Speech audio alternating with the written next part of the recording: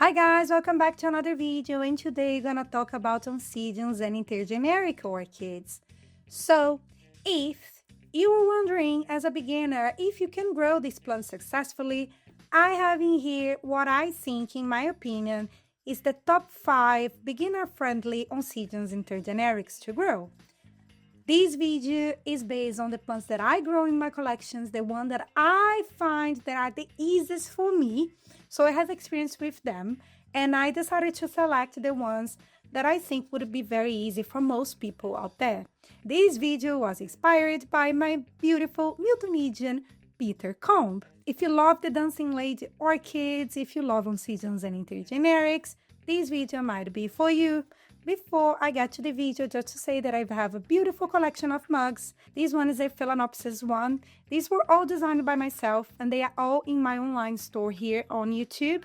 So if you want to give to someone this Christmas a beautiful orchid mug, just visit the store and you will find a range of different designs. I hope you enjoyed them, and let's go and dive straight into these top 5 Oncidiums and Intergenerics. So my number 1 here is not this one. For me, the number 1, the easiest one for us to grow inside our homes. If you have a climate that is similar to mine as well, I might say, but I don't think this plant is difficult whatsoever, at least from everything that I've seen online, is the Oncidium Cherry Baby. This Oncidium is very common because people think it has a fragrance that reminds of chocolate, vanilla, or hot chocolate.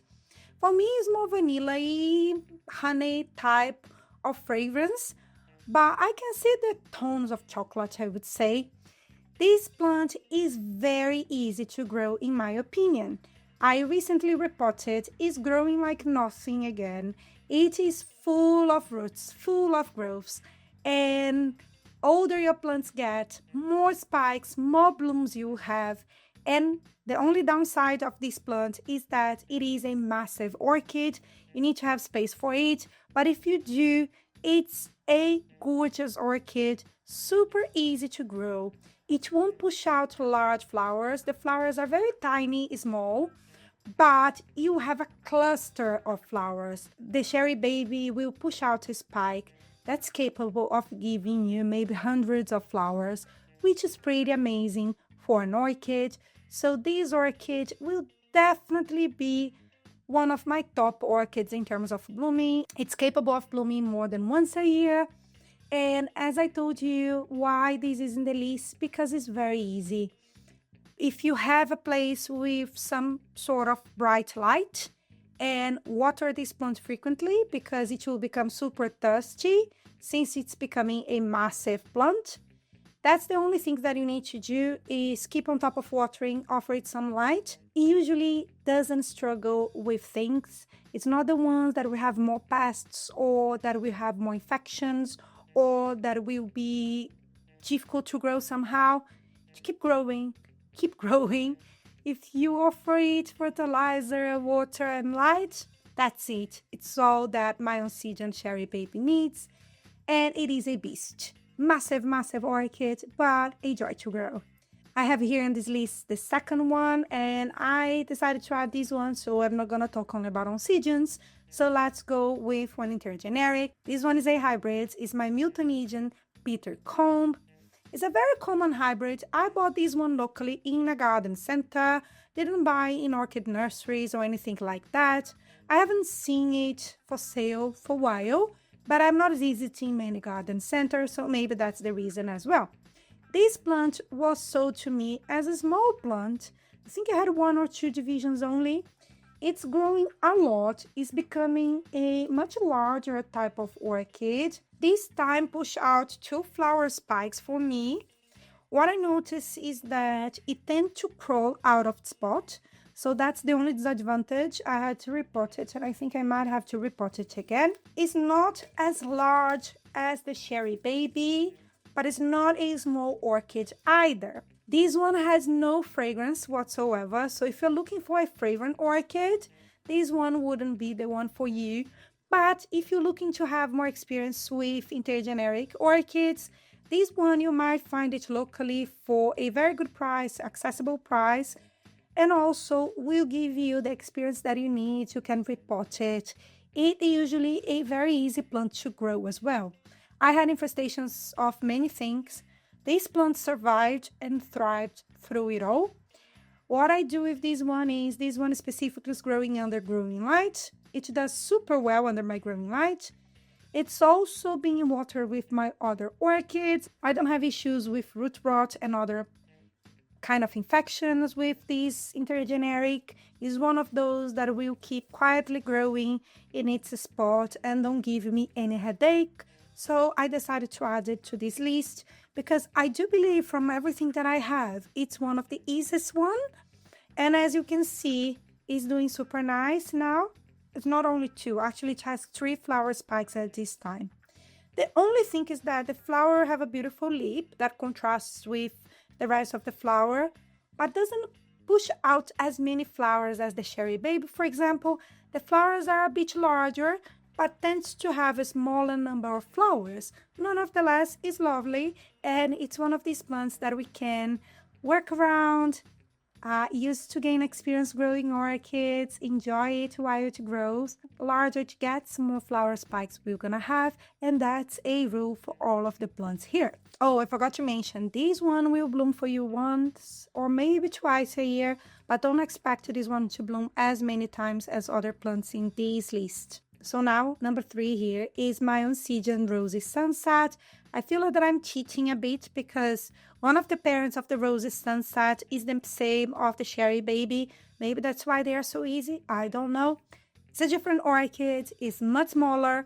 So if I compare my Cherry Baby to the Rosy Sunset, if you want a compact orchid that's super easy to grow, the Rosy Sunset is the one. So different from the Twinkle, for example. I don't think the Twinkle is that easy. The Rosy Sunset is one of these compact Oncidiums that will keep growing non-stop, pushes growths after growths. It's like a massive plant at this moment. Not massive in terms of, it's not a super tall plant, it's still short, but it's large inside of its pot. It's capable of blooming multiple times a year and pushes out these gorgeous flower spikes that will have the dancing ladies in a beautiful tone of pink, peach, and orange. Usually when the flower just open, it will be more towards the orange side, but as the flower ages, it will become more like a type of a pink flower. It's the colors of the sunset. The good thing about this plant is that it's fragrant. So if you want something that will have this vanilla, honey type of fragrance, this plant will have it. It is compact. It is also pretty affordable. I also bought this one in a garden center for a very good price. Super easy to grow. I'm growing it under growing lights at the moment. Grows non-stop. I don't know, I'm not doing anything special to it, but it's becoming a monster as well in terms of growths. It's always pushing out new growths. And also when it blooms, tend to push out a ton of different flower spikes. And you have this kind of a compact, cute plant with so many flower spikes. So for this reason, I super recommend this one to beginners as well. And it's a joy to grow, gorgeous, cute, everything positive in there. So I have here number 4. I don't have the exactly name of this intergeneric. What I found online is that could be the Odontocidium catatante. And this one will push out a flower spike full of orange blooms. So it's a mix of orange, browns, and white. Like the Cherry Baby, this one will push a ton of flowers. It is a massive plant with a super large pseudobulb. Very easy to find here in the UK at least. If you go online, you will find in a lot of shops that sell plants. This orchid will be there. It's one of those that's very popular and is available out there. It has no fragrance whatsoever. However, if you want a plant that is very easy to grow, it will push out a ton of roots. It will grow non-stop. It will become a massive beast as well. Keep that in mind. But it's capable of blooming multiple times a year for you. Has no season. From the moment that a pseudobulb is completely mature to push out flower spikes. and the spikes tends to grow and push out many buds, so you have a forest of orange blooms. This plant would be one for you. The only disadvantage, as I told you, is that it grows super fast. It's a big plant, so it needs the space, and you need to repot from time to time because it's overgrown. My pot now is the second time that's growing all over the place, and I don't have space for it anymore. I don't know how I'm going to repot this one. But it is a super easy to grow type of Oncidium Intergeneric. Doesn't fuss with humidity, with light, just needs its water when it dries out, and also its fertilizer because it grows non-stop. But more than that, again, the one that you can grow indoors, you can keep on top of a shelving, and it will certainly do well for you. Not sensitive to pests, not sensitive to many other conditions and things my plant has gone through. This one survived beautifully, always blooming for me. So this plant had to make to this list because I have no other explanation more than, yeah, it's doing super well and has always done well for me. I have here an Onconstelli that used to be called Colmonata, and this one is my red orchid. I set it back a little bit with its repotting, but it's one of my oldest orchids in my collection. It has been with me for many years. I bought it locally in a garden center. And this one, I am not sure about the ID either, but I will add it here with the names that I think, what I think this is. What happened with this plant is that I think it's super resilient. Even when it was like one pseudobulb only after repotting, push out the 2 new growths, is growing super well now.